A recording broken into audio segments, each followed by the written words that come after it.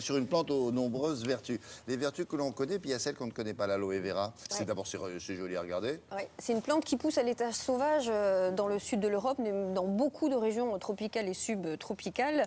La plante la plus reconnue pour ses vertus, c'est l'aloe vera, parce qu'il y a plusieurs types d'aloès. Et bien, l'aloe vera, c'est celle qui a le plus de vertus. Et on le connaît depuis la nuit des temps. Saint-Bilan, on sait que déjà les onguents à base d'aloe, ça soignait les brûlures. Et bien aujourd'hui, on sait que les vitamines qui sont contenues dans la pulpe d'aloe sont truffées de vitamines, de minéraux, 80 nutriments, vitamine A, vitamine B1, B2, etc. Il y a même du calcium et du chlore à l'intérieur, du fer, du zinc. En fait, c'est une mine d'or, l'aloe vera. Oui, mais enfin, ne la prenez pas comme ça. Il faut attendre qu'il y a des gens très bien qui la synthétisent. Alors, tout est dans la pulpe, en fait, d'aloe vera, qui est connue depuis très, très longtemps.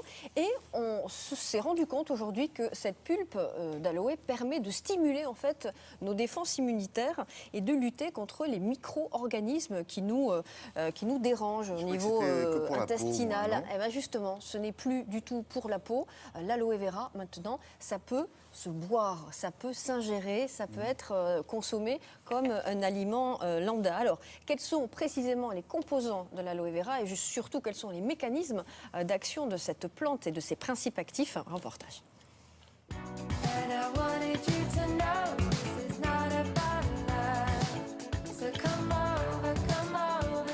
L'aloe vera, c'est une plante médicinale.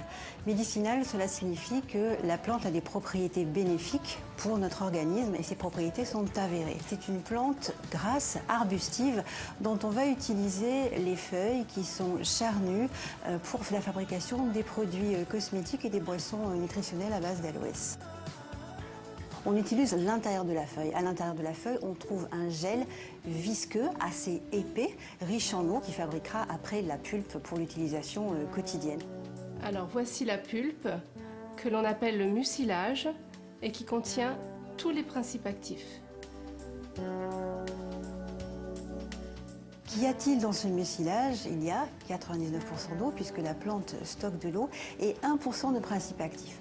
Les principes actifs sont très très nombreux puisqu'on va en trouver environ 250. On a une synergie de tous ces principes actifs entre eux. La sémanane, le glucide complexe, est effectivement à l'origine sûrement des effets sur notre organisme. L'aloe vera a différentes vertus. De manière traditionnelle, on sait parfaitement que l'aloe vera en usage externe, en application sur la peau, a des vertus anti-inflammatoires, cicatrisantes, hydratantes, apaisantes.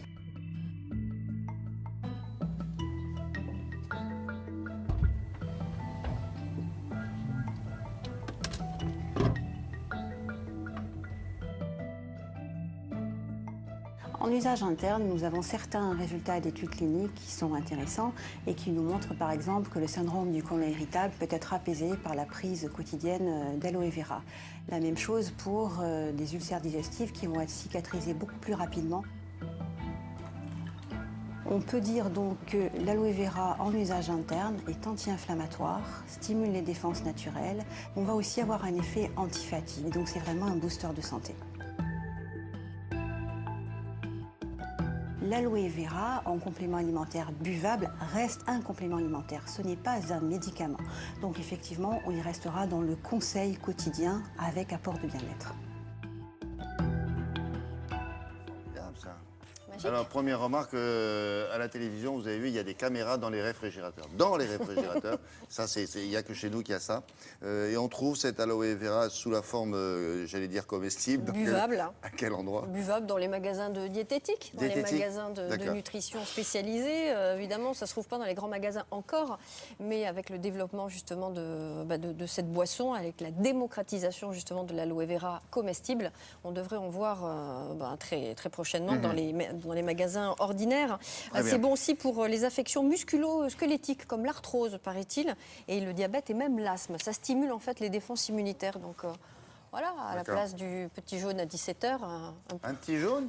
Un petit jus d'aloe vera. Hein, c'est pas le même objet. Hein. Oui, mais nous on fait la promotion de la santé à la télé.